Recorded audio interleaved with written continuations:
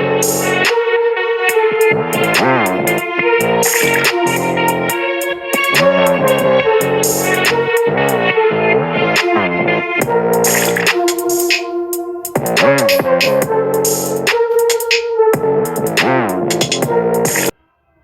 guys, my name is Tiana Smith. I'm 22 years old and I'm from Brooklyn, New York. Black. Black. Of the very darkest color, owing to the absence of or complete absorption of light. The opposite of white. Opposite of liberated, the opposite of privilege, but also black.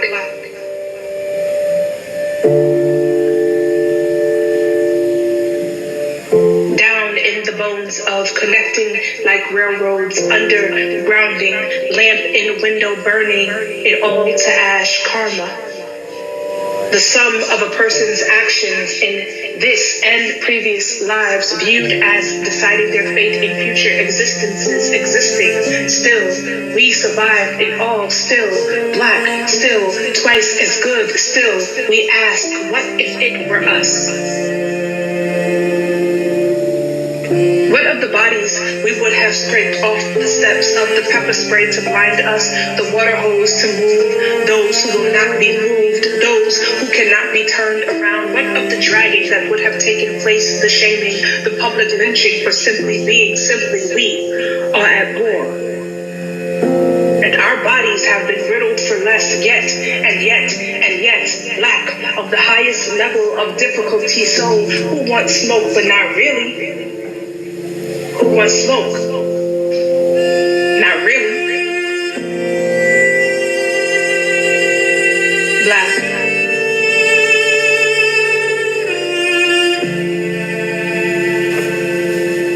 Black. Not raging, enraged, cause black, the absence of fear, yet cognizant of danger, how dangerous we are when we know ourselves, when we say no more, say less, sun, gun, blaze, high, tide, high, noon, high, fire, bring the body down, the tree won't hold, we have no grace left in us for you, no mercy, merciless. We are merciful gods, Negroes, sweet and docile, meek, humble, and kind. Beware of the day we change our minds. So introduce yourself, your name, age, where you're from. Hi guys, my name is Tiana Smith. I'm 22 years old and I'm from Brooklyn, New York. So would you consider yourself to be more organized on a normal day or unplanned, and why? I'm unorganized, but I try to plan it out like accordingly. Like I'm not organized. Like I have so much thoughts running through my brain that I try to put it all in one paper, which can't fit, but I try to plan it out where I could like, okay, let's take a step at a time so I could plan this out good, because I know I have so much ideas running through my head, but taking a step at a time really is gonna get the masterpiece done. Period. So are you a breakfast, lunch, or dinner person?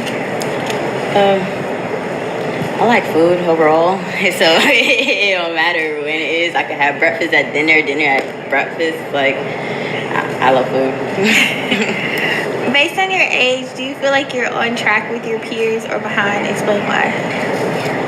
Me overall, I feel like, and this is just personally me, it don't have to do with anybody else, but I guess from viewing from other people, I always feel like I'm a little bit behind, because I'm always had that, like I said, I always like overthink. I always like plan so much where I really want to be on the next level even before I even touch it. So it's like I feel like I could work more on my craft and harder to get on the next level until I know where I'm satisfied when I'm there. So what is your family background like? My family is from the islands, so from my father and my mother. I'm gonna be the first one to ever touch college. She always had my back since day one. She was like my main supporter. since I was in her stomach. So like anything with my dance career, she always had my back. Like even right now, because I'm like, I'm stressed, I don't know when I'm gonna get these. She just say, here, like you already know I have your back. Stop worrying, stop stressing. Like you know I got you. Like she never had no problem with me when it comes to like dance. So based on the previous question, do you or have you ever felt like a black sheep before compared to your relatives? Yeah, I would say I always felt like a black sheep anywhere I go because I don't know if it's just me being me, but if that me being me, like imitate people where they don't feel like they be able to approach me or like they just don't want to approach me because I'm just being me. So do you ever feel stifled based on where you grew up or no? A little bit, cause you know everybody have like a little bit of family problems, so it's like when how growing up, it's like what affect my life, but I don't make it affect it because at the end of the day, it's like you came in this world alone and you leaving out it alone, so it's you that have to decide how to plan out your life in order to get what you want. Do you have a close relationship to where you grew up or your hood, or did you isolate yourself more from the people around you? Oh, I was definitely in the hood. Like that's me. Like I'm social. Like I'm not friendly, but I'm social because I like to make connections. Cause like connections build bridges, which you never know what you like. Hey, you want to do something together? Because you never know who you could call back from like your past or anything. So building connections was my biggest thing in life in general, even though I didn't even know what I was doing like at a young age. Like it was just always me because I felt like if anything, like you know, if you like in a tough jiff, you could always call back and like, hey, can I get help? You know? So like building bridges is one of my main things in life.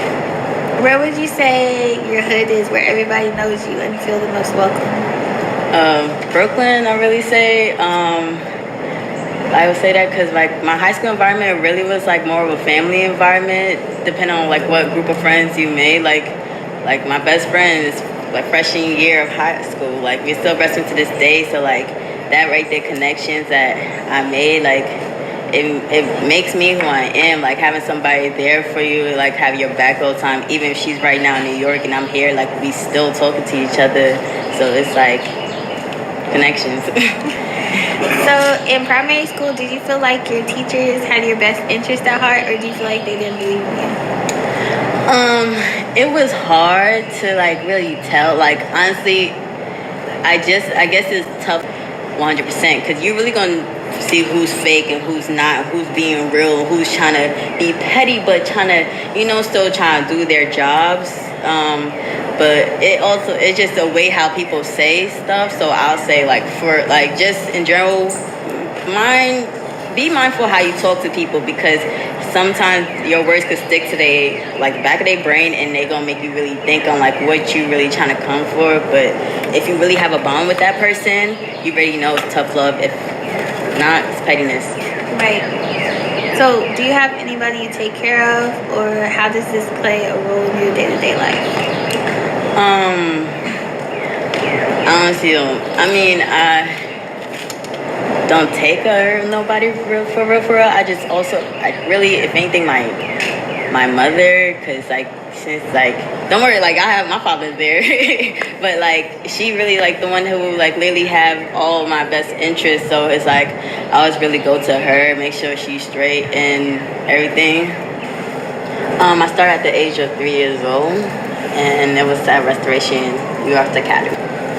I wasn't destined for dance. Dance picked me, and my mother picked it for me. And so I developed just going to like this thing called creative movement as a child. So each level I was just brought up, and that it was always in me when I was 3. So it was just dancing on.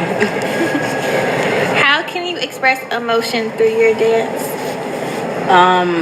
Really, it's the music that speaks to me, and like I listen, like well, also if I'm given like work, I listen to what's the idea of the choreographer and what's the story they want behind it, and I try to match that up to the music and what they're given, so I could give them both, like more texture with the music, and give them the feeling that they want.